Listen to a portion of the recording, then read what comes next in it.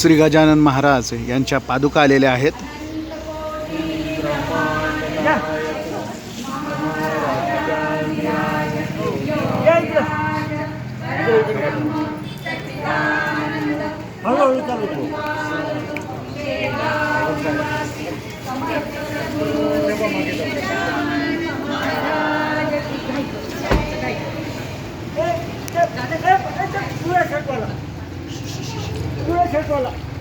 अरे हा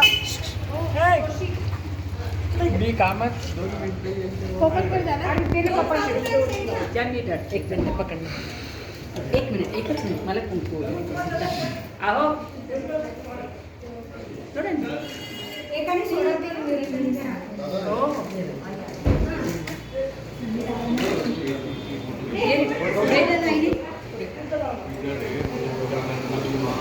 हे पुकार करा. अनंत कोटी ब्रह्मांड नायक महाराजाधिराज योगीराज परब्रह्म सच्चिदानंद भक्त प्रतिपालक शेगाव निवासी समर्थ सद्गुरु श्री गजानन महाराज की जय.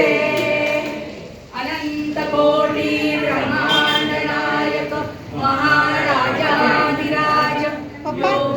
दुसरं पुढे पाहिजे आहे का? शेगाव निवासी समर्थ सद्गुरु श्री गजानन महाराज की जय. अनंत कोटी ब्रह्मांड नायक महाराजाधिराज योगीराज परब्रह्म सच्चिदानंद भक्त प्रतिपालक शेगाव निवासी समर्थ सद्गुरु श्री गजानन महाराज की जय. गण गण गणात होते गण गण गणात होते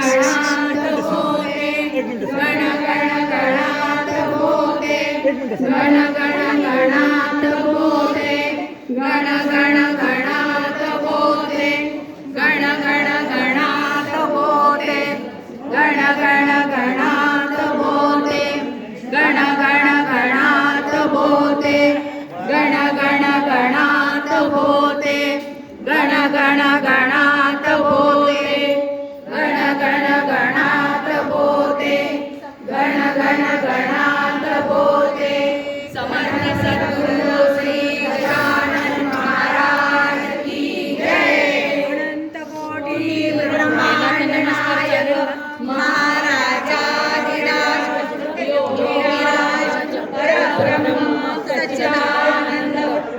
प्रतिपालक शेगाव निवासी समर्थ सद्गुरु श्री गजानन महाराज की जय.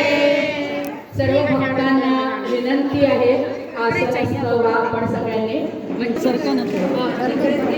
सरकार झालं दर्शन या इकडे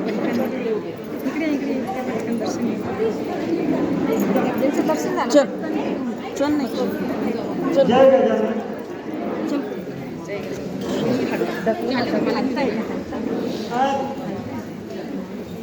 तांदळावर आहे ते. त्याच्यामुळे.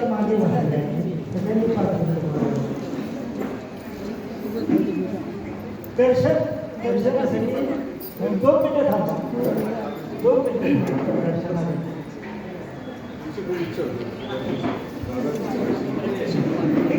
माझं इकडचं झालंय मला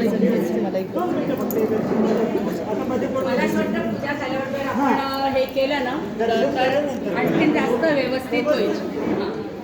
पूजा झाल्यावर आपण सगळ्यांनाच मिळणार आहे. आपल्याला सगळ्यांना तिथे अभिषेक करायला मिळणार. जय गजानन. सगळ्यांनी स्थानाबद्ध व्हा. जय गजानन. थोडं मागे व्हा. सगळ्यांनी थोडं जागा सोडा. जय गजानन.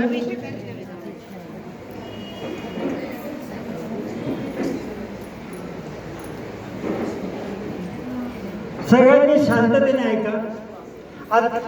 जय गजानन. आपण या ज्या पादुका दर्शनासाठी आता आपण सर्व जो उपस्थित झाला, या पादुकांची थोडक्यात माहिती सांगतो की जेणेकरून तुम्हाला कळेल की या पादुकांचं महत्त्व काय.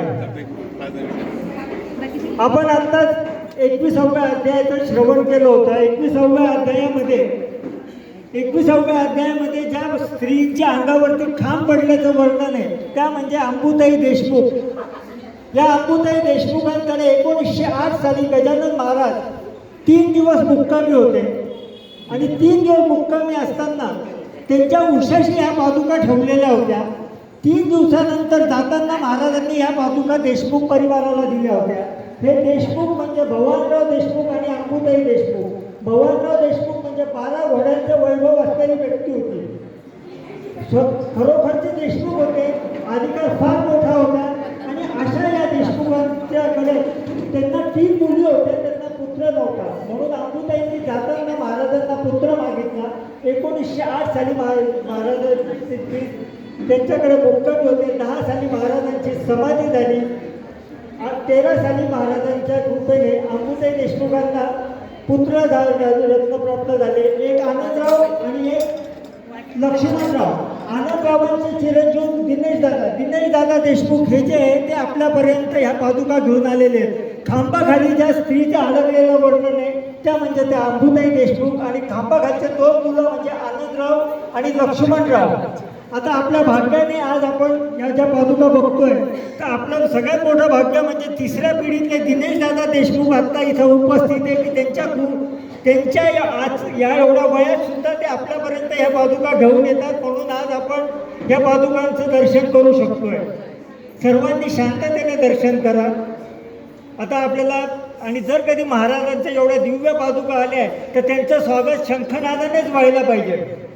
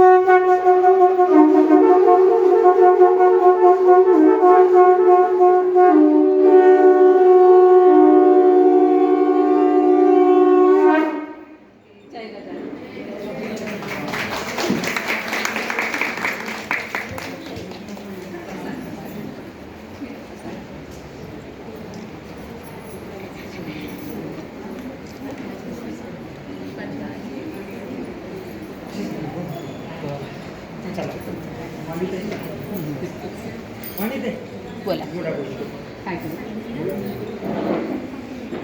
चला मागे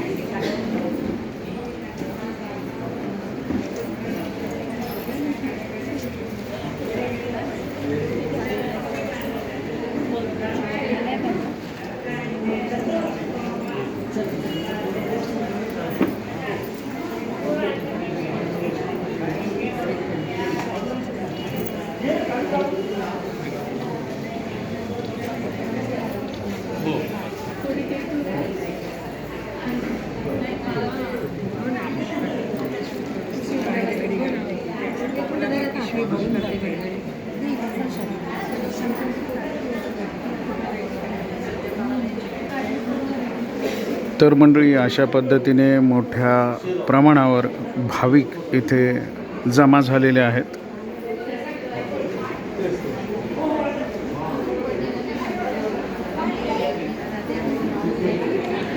आणि या पादुकांविषयी संपूर्ण माहिती नुकतीच इथे दादांनी सांगितलेली आहे.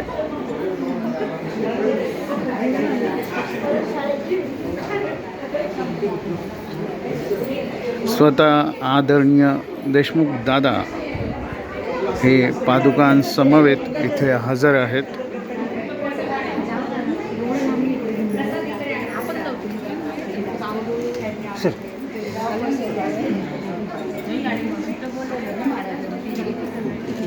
आपल्याला जर नंतर तीर्थ घ्यायचं असेल तर आपल्याला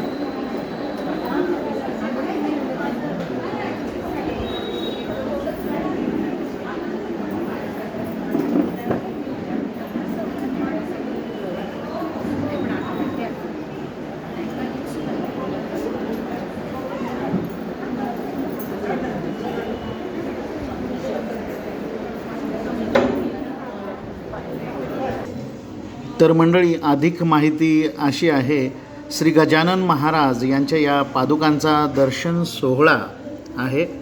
श्री दिनेश दादा देशमुख, जयपूर, कोथळी तालुका मोताळा यांच्याकडे या 3 पिढ्यापासून सेवेत असलेल्या श्री गजानन महाराजांच्या पावन स्पर्शाने पावन झालेल्या या दिव्य पादुकांचा दर्शन सोहळा आज सोनारवाडा, नाशिक येथे पार पडत आहे.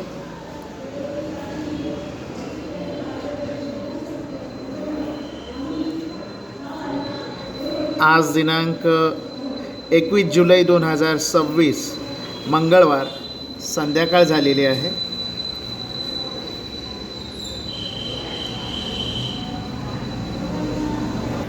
विजय महापारायण संस्था यांच्या वतीने हा कार्यक्रम आयोजित करण्यात आलेला आहे.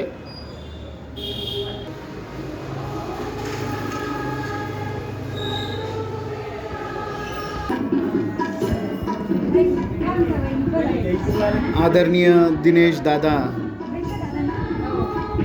त्यांना माहिती विचारून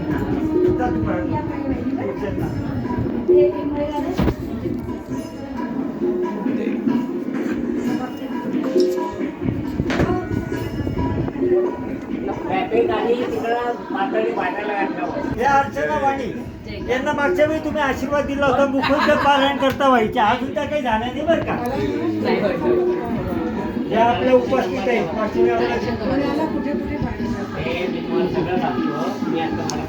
त्यांचा शंखवादनाचा ग्रुप आहे देशमुखे म्हणून आहे. फार मोठा ग्रुप आहे त्यांचा, फार मोठं कार्य आहे त्यांचं. पाठवून द्या. आता पाहिलं ना किती म्हणजे अगदी फार हे आहे. पुण्यातलं विश्वनाथ पथक आहे, केशव शंकरनाथ पथक. एक मिनिट थांबा. पुण्याला 25 शाखा काय आहेत. होतं? नाशिकला कोणी 20 बोलू? लोकेशन आहे. ओळख करून देता येते. तिकडे या सगळे चालेल. चांदुऱ्यापासून जाता येतं, चाळीसगावने जाता येतं, थळला जाता येतं, मोठा तालुका, शेगाव पासून